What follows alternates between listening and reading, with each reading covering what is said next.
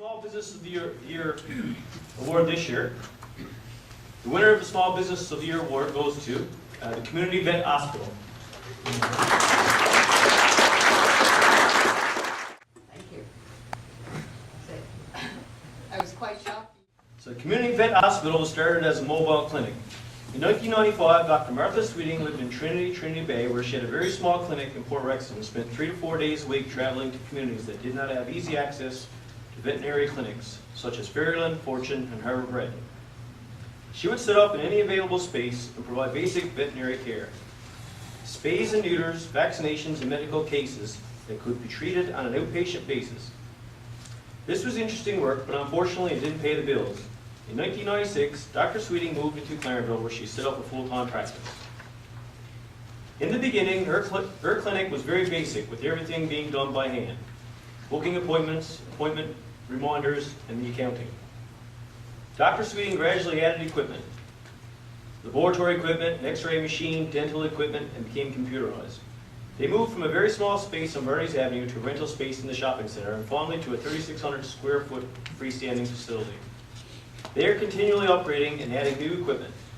They now have a digital x-ray system, including a dental x-ray, and recently introduced a therapeutic laser.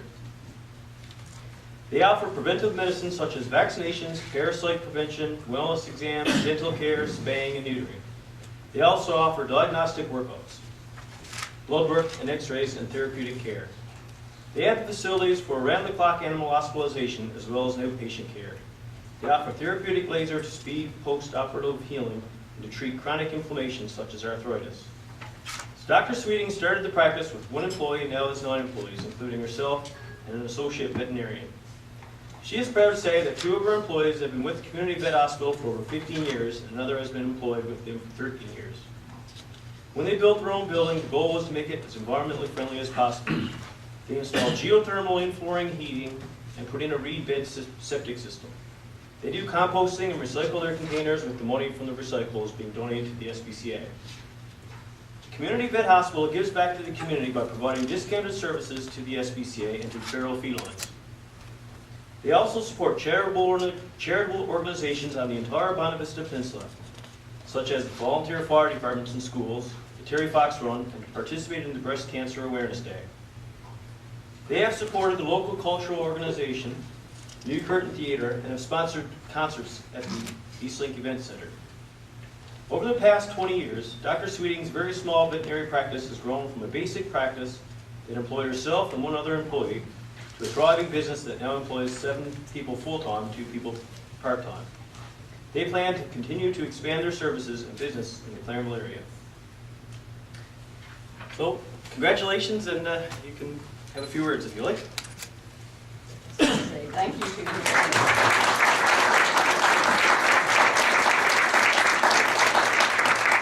I'm quite shocked to get this award because I don't really think of myself as a business person. Most of the time I feel like I'm flying by the seat of my pants. But yeah, I try to keep the community in mind when I'm providing my services, and also try to keep my employees in mind because they really run the business as much or more than I do. And being environmentally friendly is just the way I want to operate all the time. So that, you know, I'm sure there are a lot of businesses out there that are doing just as much as me. So I'm pleased to accept this award. Thank you.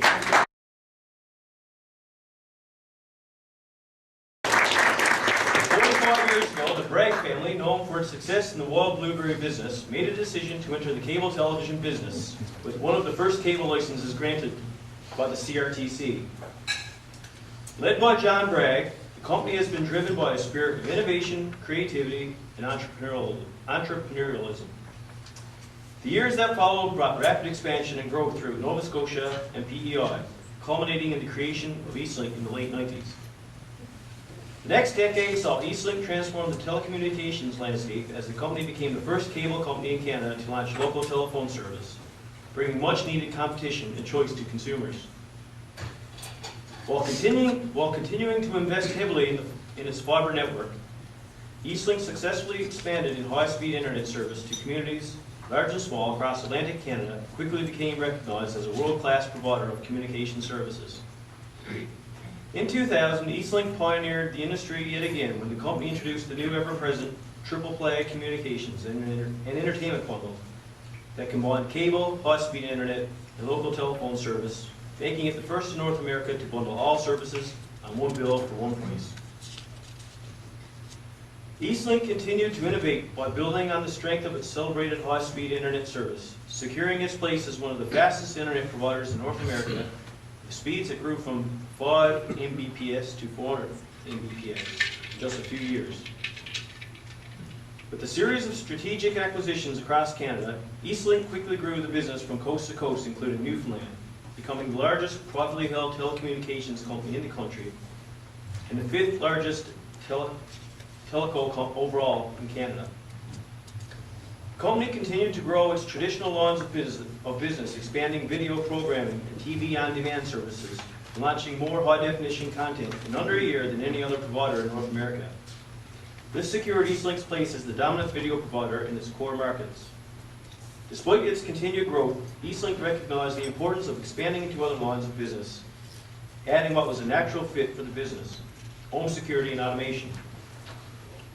The most pivotal and transformative decision in recent years, however, is the company's foray into the wireless world, made possible by its successful showing at the 2008 Wireless Spectrum Auction.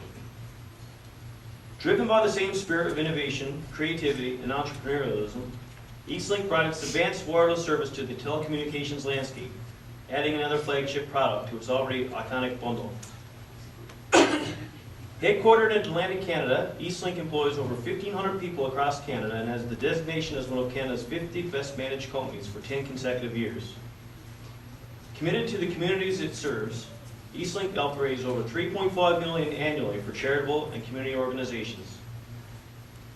And they give back to the local communities by broadcasting the annual Discovery Healthcare Foundation, Eastlink Telethon,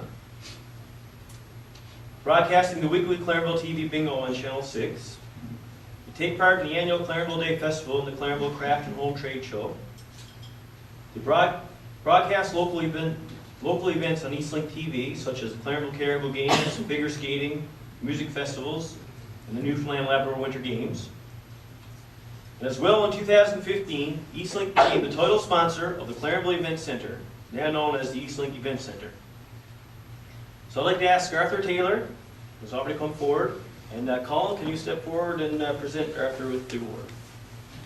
On behalf of the Bragg family and Eastlink, thank you very much for this award. This really does mean a lot to us. We are a family business. The Bragg started off growing blueberries.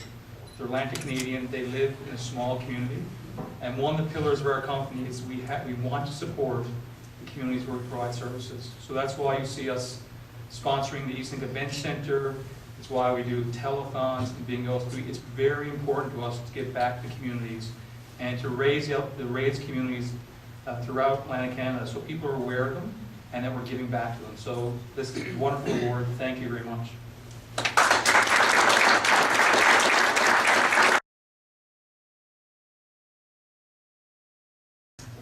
So the Community Cares Award is designed to recognize an individual or community support group that exemplifies outstanding community service.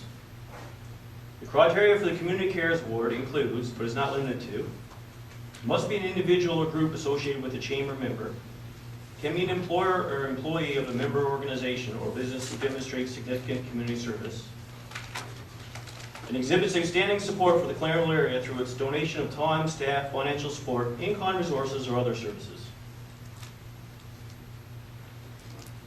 So Brian Smith, who was the past president and director of the Chamber, brought to the PR Membership Committee and the Board of Directors consideration to give a proper name to the Community Cares Award. And this was discussed over the past few months, and with the family's permission, the award is named Corwin Mills QC Community Cares Award.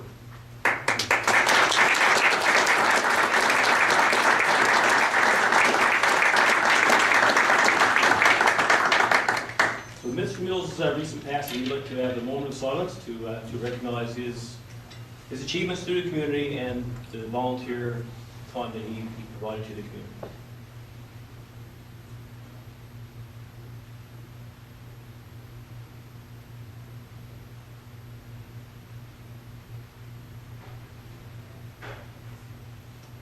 The Habitat for Humanity Newfoundland and Labrador has assisted almost 40 families. A combined number of more than 100, oh, sorry, I got ahead of myself. This year's award winner is Habitat for Humanity, Clarenville.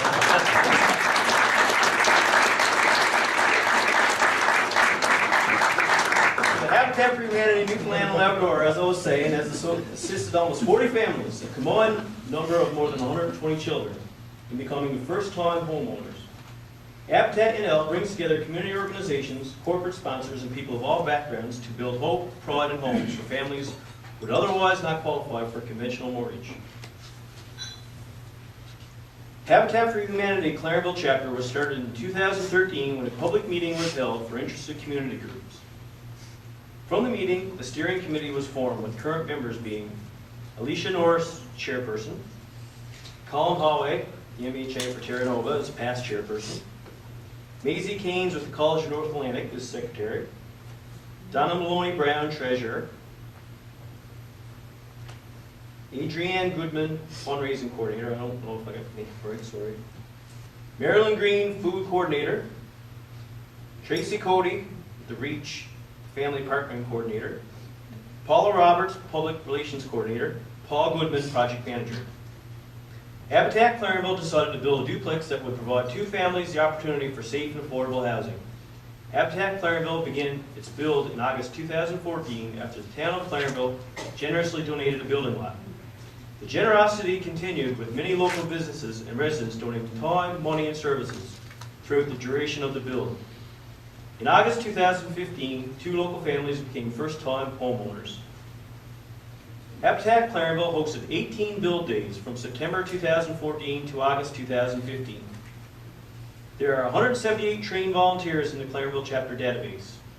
In addition to public build days, there were also corporate build days. Companies such as Scotiabank, Green Eden, Hickman Nissan, and Ebron participated by donating their employees' time and skill to the project. A key partner in the Clarenville build was the College of the North Atlantic. The carpentry instructors and students spent numerous hours at the build site both while in school and on the weekends. The build would not have been as successful without their partnership. In addition to the actual house construction, there are many other ways the community contributed to Clarenville build. Each build day, a local community group or church hosted the construction volunteers for a hearty lunch. Participating in steering committee subcommittees, volunteers participated in fundraising initiatives such as selling tickets, soliciting for donations, and recruiting volunteers. So the local community also benefited from the Clarenville build. In addition to bringing residents together to work towards a worthy cause, the Habitat partner families contributed to the community. The partner families have to contribute volunteer hours as equity for their mortgage. The Clarenville partner families did this by volunteering at the Eastlink Event Center, the SPCA, Youth Tube, and other organizations. So I'd like to ask Mr. Mills' wife, June Mills, to come forward and present the award to Habitat for Humanity, Clarenville.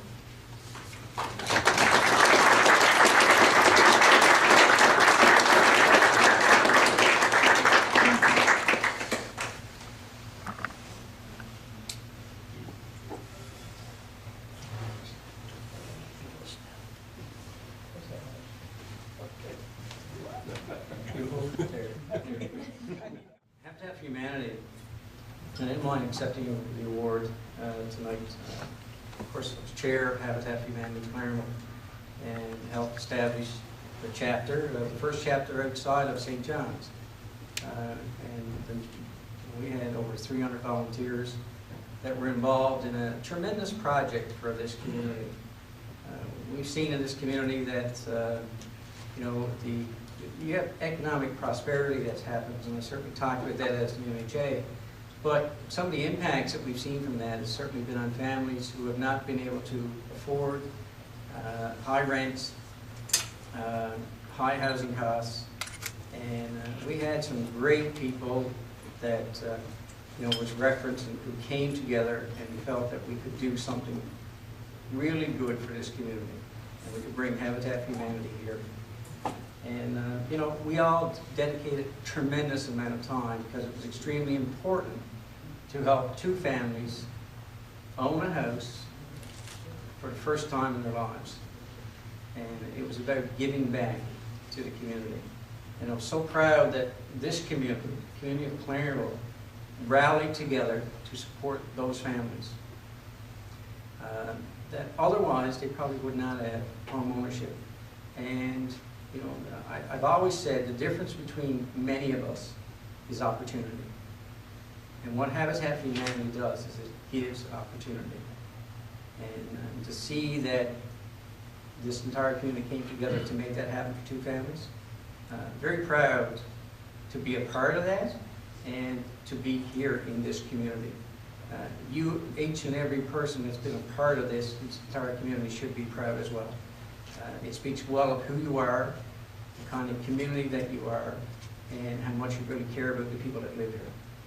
So on behalf of Clarenville chapter, I graciously, humbly accept this. Thank you.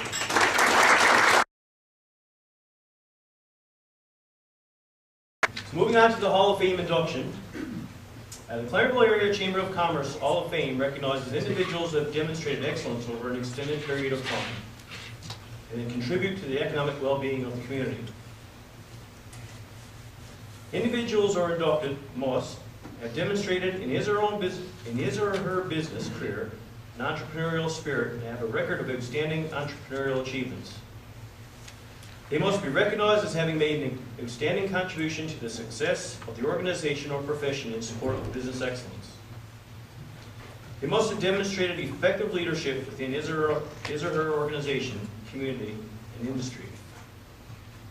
And they must be considered a role model for future generations of entrepreneurs, professionals, and business leaders, as well as others in business. So tonight we have the privilege of honoring Mr. Owen Blunden as we induct him into the Chamber's Business Hall of Fame. Congratulations. So at this time, I would like to invite Owen's brother to speak on behalf of Owen.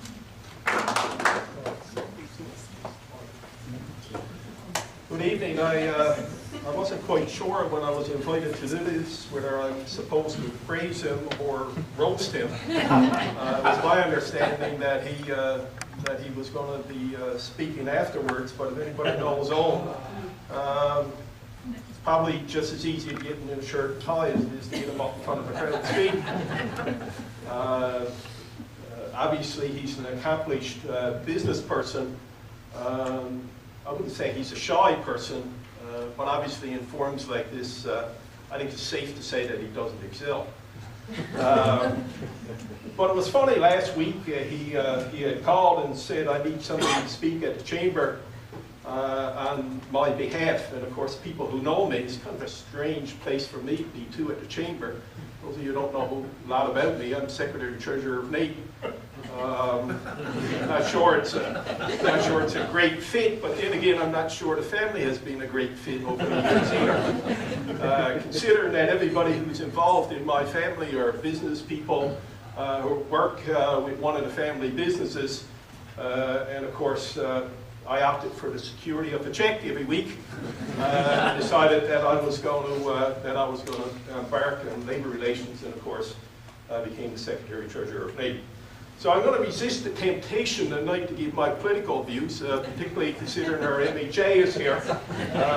And we've had an opportunity to have that discussion some months past. As a matter of fact, this is the second invitation that I've had to the chamber.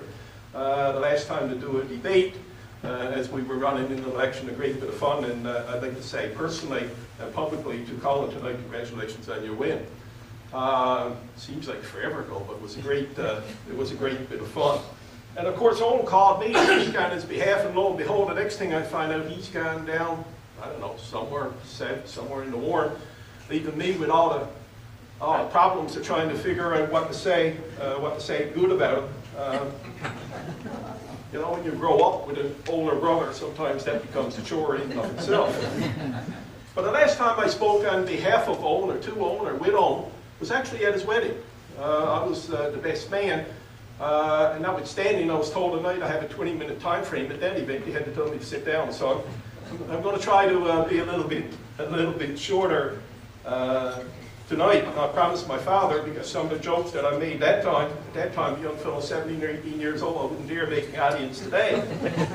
So I'm not going to embarrass him here tonight either. But I do want to say and recognize my parents who were here tonight, Chess and Effie Blundin, and of course the parents of Owen too, who became a successful businessman in his own right. Not many people probably remember, but he worked as a railway worker, and it wasn't until he retired that he actually got involved in business. So I'm not quite sure where Owen learned his business credentials from, but I do remember one of them, before I move on to Owen, one of the businesses that Dad had. You remember the old laundromat down here by the Chinese restaurant? And of course, I used to go down once in a while, and here he was checking for propane leaks with a lighter. Seems to me to be a great way to blow up a business. I wouldn't recommend it to anybody. The other thing that you might notice, and hopefully I don't get myself in too much trouble here tonight, if you look around the table, on our table, you'll see mostly water. And it's a funny thing, we go to Owen's Christmas party, and we're all the family, with the exception of the girls who are in their 50s, everybody waiting for Mom and Dad to go home so we can have a drink. And wouldn't you know it, I believe the older it gets, the later they stay out. So I don't know what's going to happen here tonight. Anybody who know Owen, of course, no, he don't drink at all. And to my knowledge, he don't swear. He says a lot of shaggers, but he don't swear. But Owen had many business ventures. Somebody talked earlier about the family business. Starting off with a blueberry farm, so to speak.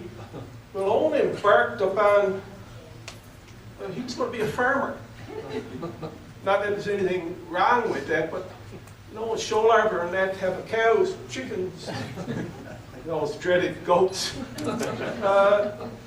And a couple of things I learned. I learned how to milk a cow.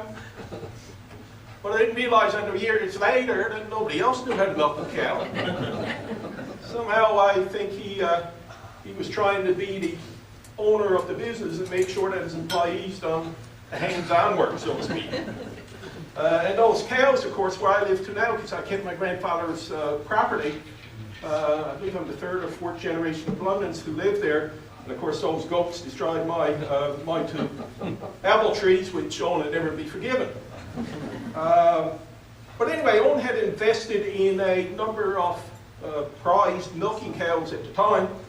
Of course, he had some land, I believe, was going to be granted if he cleared it and ready for a farm up on back of George's Brook. I called Father tonight to ask a question.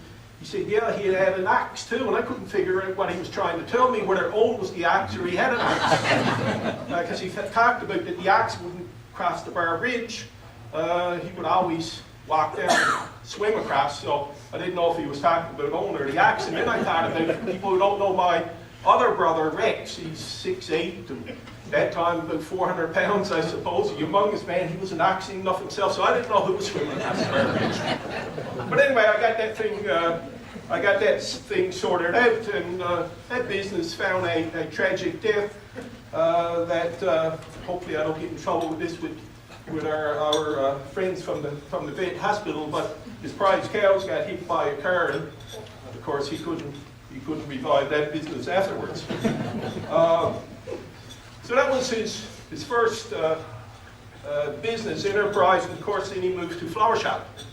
Some of you may remember he had a flower shop. It used to be next to Bruce's up at Clenchers. Used to have a little store there. It's a long time ago for new people around there. They bought a smaller store here in Clarenville that my uncle had, and started a flower shop, the first one in Clarenville, and later on built a bigger one down here on the lower road. I don't even know the name of the place now. But anyway, I can remember shingling the place, so I know where it was too. I used to do a lot of stuff in days for old, but I thought it was a great enterprise, you know, because he was selling flowers, wasn't many flowers around. I was a young fellow, 16, 17 years old, starting to date. So, you know, I'm a bit of an entrepreneur myself. So I decided that I'm going to get some roses, but no, I had no money. So anyway, I figured out how to do this. At a certain point in time, they dispose of flowers, the roses. So of course I took the roses, took off, and I thought it was great. Well, 2 weeks after that, I didn't have a girlfriend. And I'm glad I learned that lesson before I met my wife Rosalie. And of course, at age 23, Owen started up, in conjunction with the flower shop, he started up M&M Sand and Gravel. He bought a backhoe and dump truck from, some of you may remember, a teacher in Shoal Harbour, the late Rex Clark. I recall, I was just done my apprenticeship up here at college, so I had moved to Labrador City. Gets a call from Owen. I don't even know if he remembers it. I don't know if he couldn't borrow no money or whatnot, but he asked me if I had any money to loan him. I don't know what it was. I believe it was $1,500 or $2,000. You might remember that I loaned him. And silly me again, I've learned a lot of lessons. Silly me again, I didn't charge any interest. And lo and behold, that enterprise took off. Now he had a lot of help because I came home that summer, and of course I'm the mechanic.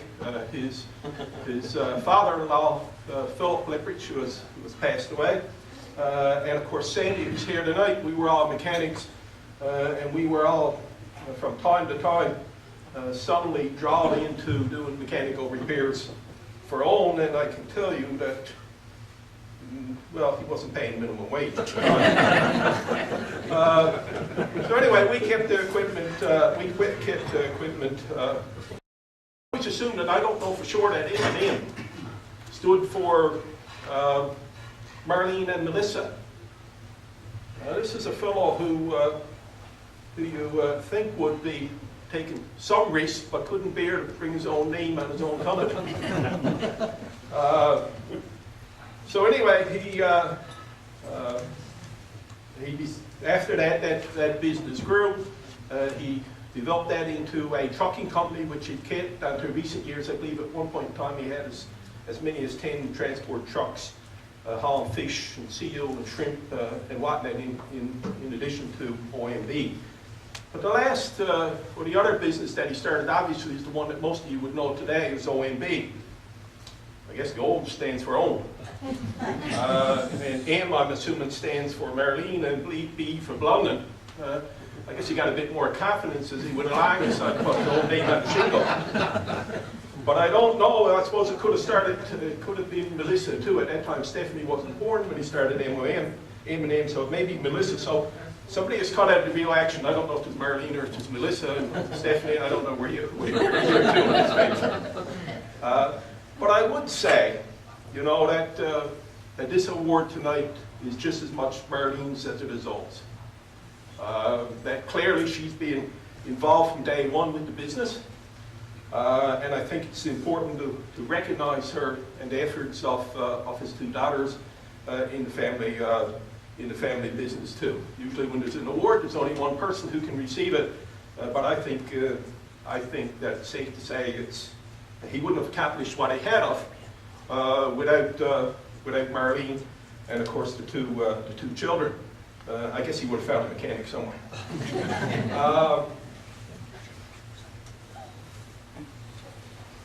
But also, I think it's important to recognize, as he accepted the award here tonight, that he has 25 or 30 employees, depending on the time of the year. Some of them are sitting here at this table tonight. And I think this award recognizes their work too, because without their efforts, as you all know as business people, that own or any business can't be successful. And there's a core of employees been with Owen for a long time. From time to time, I can tell you that they really look forward to, how do I say it? Just want to say it, getting rid of them.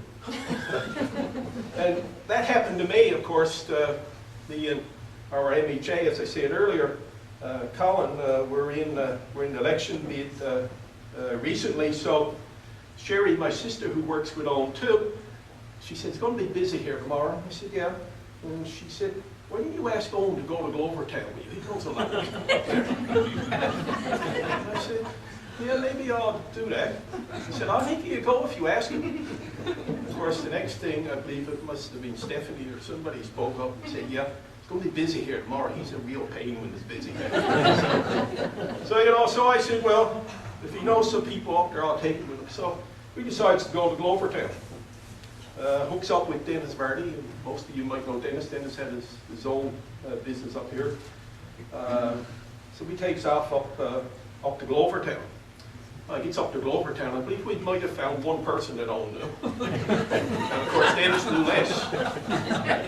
Next thing I ends up down at one of those senior places, they're dropping me off now because there's 15 or 20 apartments in there that'll take me an hour and a half or 2 hours to get through the place. Of course, they get a chance to talk about skidoo and hunting or whatever they do, I don't know. But needless to say, when the vote came in, as Colin can attest to, I never got many votes. But I was happy that I never took them over to St. Brendan's with me. Because over in St. Brendan's, I had a real good showing. The last candidate there, I increased the vote for the NDP party by 50%. The last candidate got 2 votes and I got 3. But I wasn't there so bad as Colin. That at least, and I hope you don't mind me. No. I've grown broad shoulders. I wasn't treated so bad as Colin anyway. The mirror didn't drive me off the doorstep.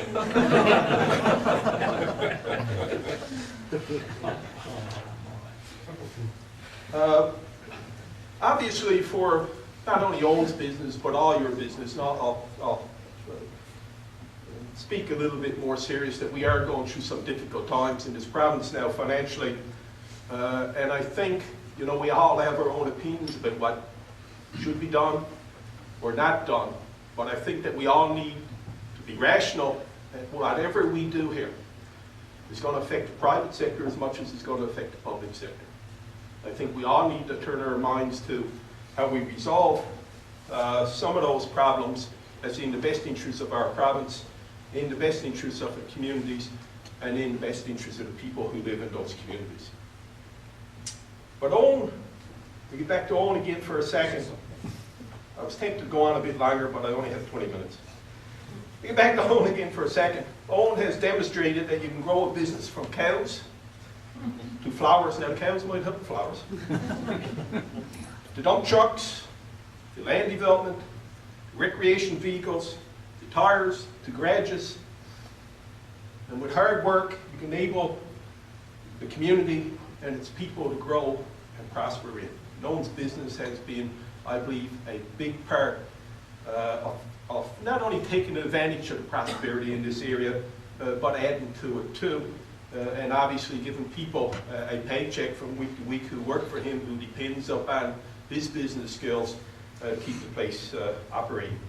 And in closing, I guess I'd like to say that I myself have found 5 valuable lessons that I learned from Owen. Number 1, never learn to milk a cow. Number 2, goats and apple trees never mix. Number 3, never give a girl stale dated flowers, particularly roses. Never provide an aspiring business person an interest-free loan. Always take an equity position. Never take, imagine what my $1,500 could be today. Never take 2 businessmen on the campaign trail when seeking election. And for father, never blow up your business checking for propane leaks with a lighter. Owen, congratulations on a well-deserved honor, which recognizes your years of hard work, investment, reinvestment, your dedication to your family, to your community, to your employees, and to the many valuable customers that you have touched over the years. And on a final note, I'm extremely pleased that Father and Mother are still here to witness and be part of this celebration recognizing your lifelong work. Congratulations, Owen, and a job well done.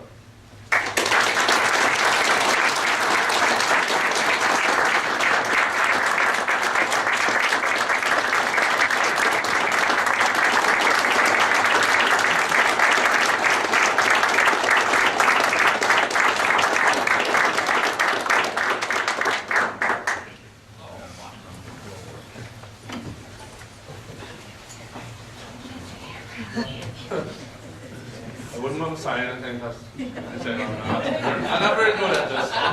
Videotape. I think at the end of the day, sort of sums it all up, and we thanked everybody really that I should have thanked. And I'd just like to thank the chamber and my employees and my family and as everybody knows anything about me, I wouldn't be here without her. Side by side, everything we do in business, it's the two of us, so she backed me all the way, so thank you.